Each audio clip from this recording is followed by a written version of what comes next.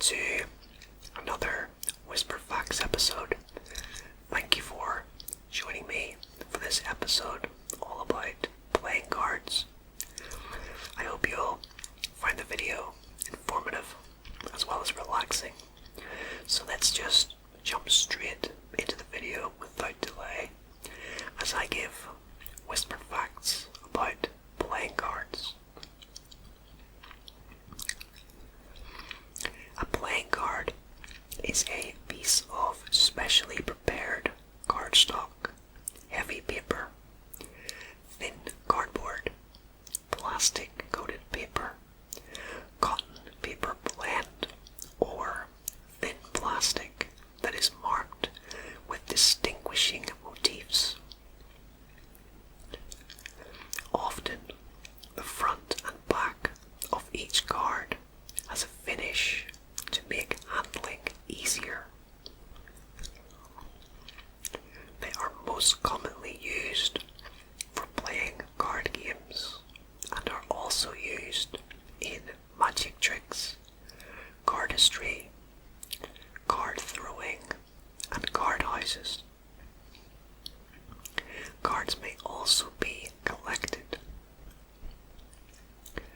Playing cards are typically palm-sized for convenient handling and usually are sold together in a set known as a deck of cards or a pack of cards. The most common type of playing card is that found in the French suited standard 52 card pack, of which the most common design is the English pattern, followed by the Belgian Genoese pattern. However, many countries use other traditional types of playing card, including those that are German, Italian, Spanish, and Swiss suited. Tarot cards are an old genre of playing card that is still very popular in France, Central and Eastern Europe, and Italy. Asia too has regional cards such as the Japanese Hanafuda. The reverse side of the card is often covered with a pattern that will make it difficult for players to look at other people's cards.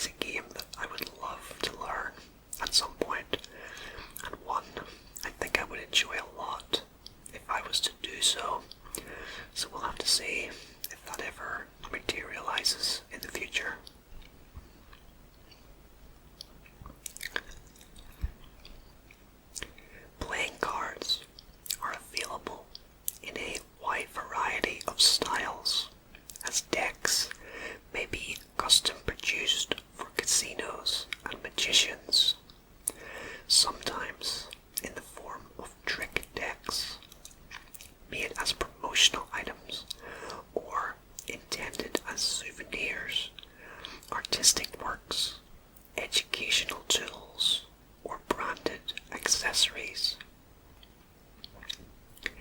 Decks of cards, or even single cards, are also collected as a hobby or for monetary value.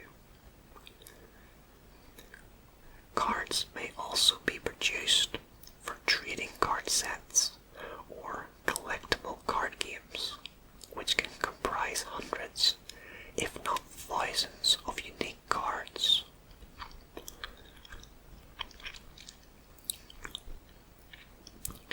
There are some fascinating ways in which the makeup of a deck can be explained.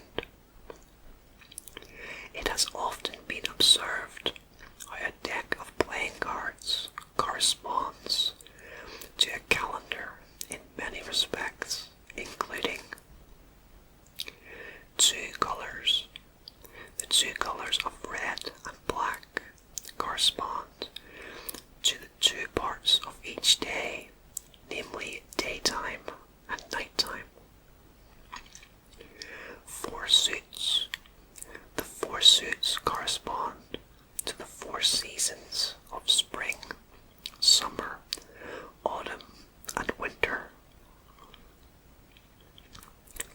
13 values. The 13 cards in each suit correspond to the 13 weeks in each quarter and to the 13 lunar cycles. 12 courts. The 12 court cards correspond to the 12 months in a year. 52 cards. The 52 cards in a deck correspond to the 52 weeks in a year. Okay, I really have to say that I love this fact, and it's something I've never ever noticed before. Like many, I'm sure. I think this will probably end up being my favourite fact from this video, but we will see. I just love this fact that all the numbers relating to cards can correspond to the calendar. I think it's great.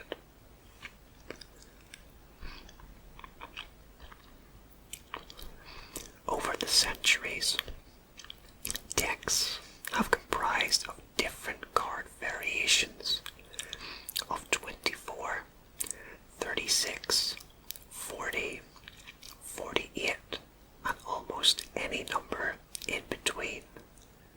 But 52 became the most popular and common deck size across large portions of the globe. Nobody can say for sure what the reason for this is. There are many competing theories, but it's most likely that British and French colonialism played a huge part, as it potentially allowed the standard French deck size of 52 cards to spread across the world.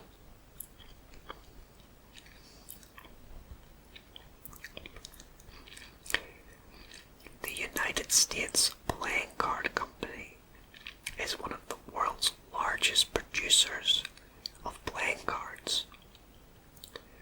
Located in Erlanger, Kentucky, it was established in 1867 and has been pumping out decks of playing cards for shipment worldwide ever since. That fact probably won't surprise a lot of people, to be honest. The fact that one of the largest playing card companies is located in the US. Everything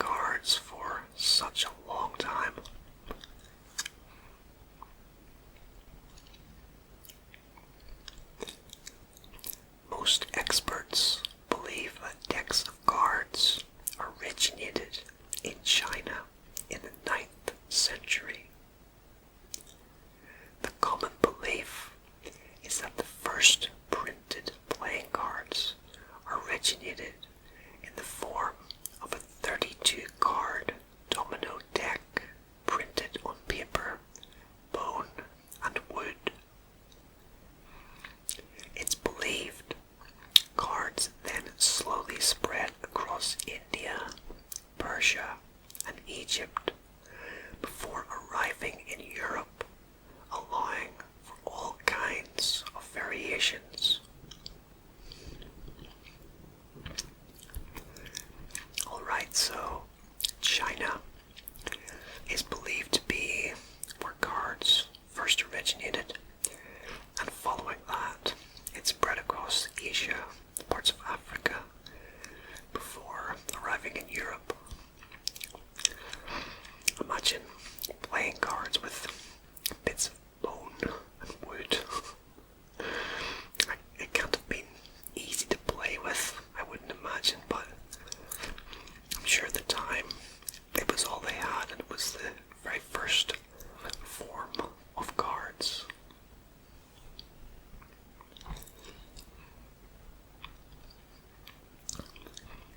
The rarest and most costly deck of playing cards is now on display in New York City in the Metropolitan Museum of Art. It is a deck of tarot cards created in the Netherlands in the middle of the 15th century.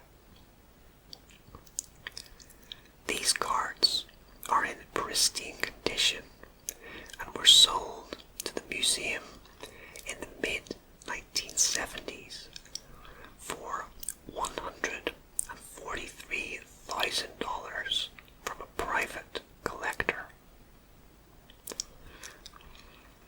That definitely sounds like something worth Googling, just out of curiosity to see a 15th century deck of tarot cards.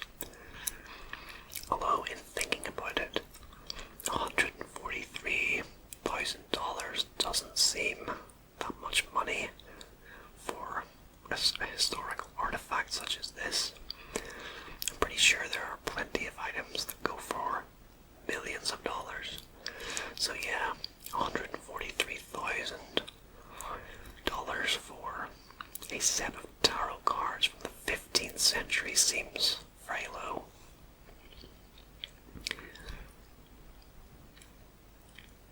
The French suit symbols we are most familiar with, hearts, diamonds, clubs, and spades, are a variation of the German suit symbols used in the late 1370s. These symbols include acorns, leaves, hearts, and bells. Even earlier than that, in the 14th century, the symbols were cups, swords, coins, and buttons, which were copied by the Italians.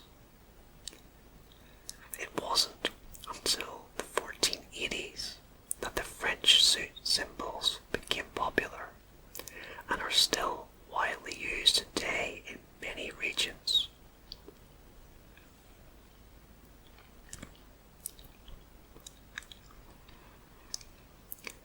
It is very common for casinos to have plastic cards for two main reasons. They are better for frequent handling and last much longer than paper cards. And they are significantly more difficult to write on, which in turn makes it hard for players to try and cheat.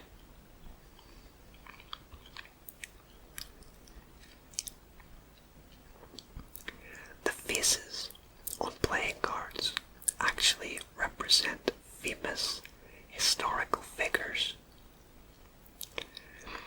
King Charlemagne is said to be seen on the hearts card, King David on the spade, Caesar on the diamonds card, and Alexander the Great on the clubs. The Queen cards are also said to be famous people as well. Athena is represented by the Queen of Spades. The biblical figure Judith is seen on the hearts card. Rachel from the Bible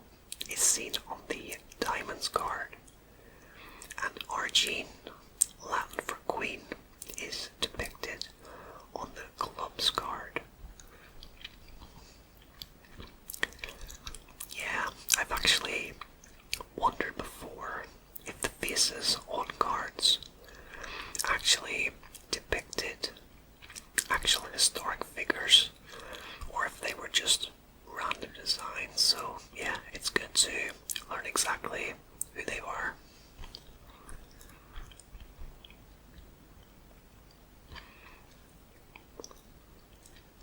During World War II, the government partnered with the United States Playing Card Company to produce and ship out specially designed card decks to help lead American prisoners of war to freedom. The cards were designed to peel apart when wet, revealing pieces to a secret map that helped them escape. Yeah, and I believe this was a fact that I included in a past video. I can't quite recall which it was, but sometimes facts will overlap in these videos. It's inevitable, but it's really an amazing fact and a very clever way to get outside information to the prisoners. Playing cards didn't just help American soldiers during World War II. They also assisted them during the Vietnam War in 1966. Two US lieutenants had an idea to create psychological warfare among the Viet Cong. The lieutenants knew three very important things. One, that the French used playing cards to foretell the future. Two, that the Ace of Spades signified a forewarning of death. And three, that the Viet Cong were very superstitious people.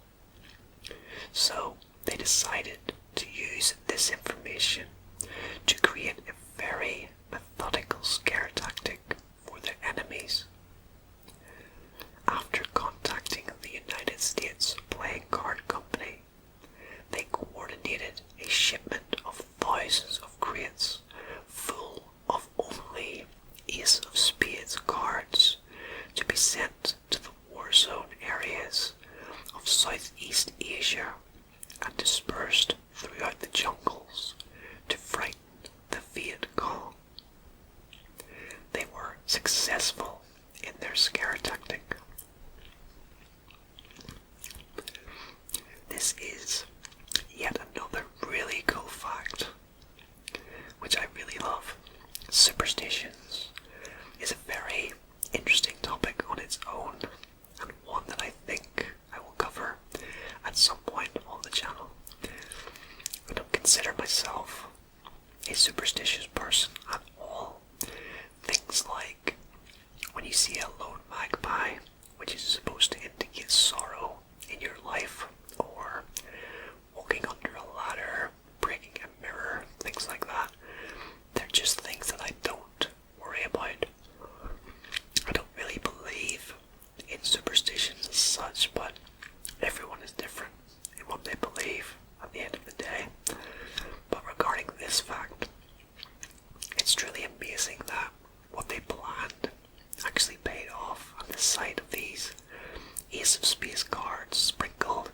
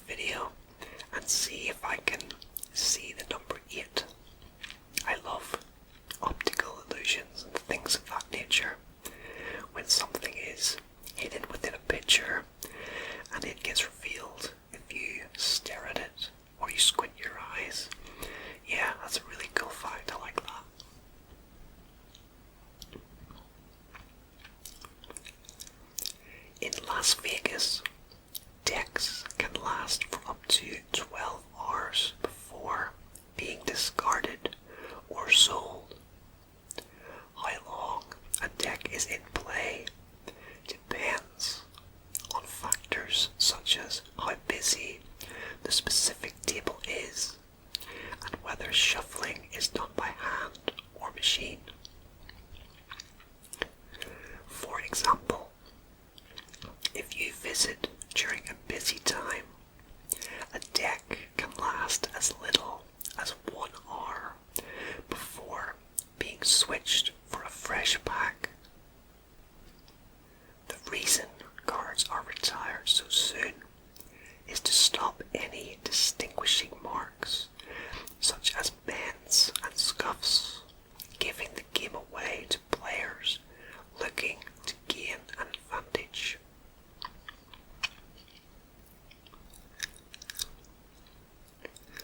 The King of Hearts is known as a suicide king. This is because it appears that he's sticking his sword into his ear. The sword is actually supposed to be raised as if the king is charging into battle. With graphics and printing being what they were at the time, the actual appearance of the card turned out much differently. The sword was also originally a battle axe. I remember as a kid my friend actually pointed this fact out, and we looked at it long and hard and couldn't tell if it was stuck into his head or if it was behind his head. I guess we now know the definitive answer, and I'm actually still in contact with that friend. He's one of my very good childhood friends, so I think I'm definitely going to give him a message later on and let him know that I finally found out the reason why.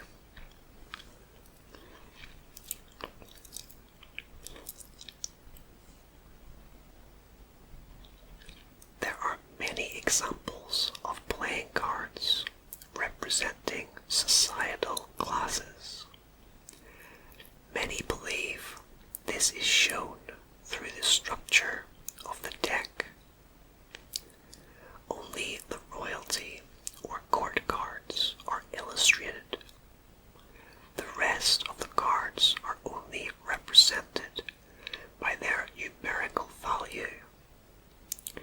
Except for the court, the population of a kingdom was not that important in any other way than its quantity.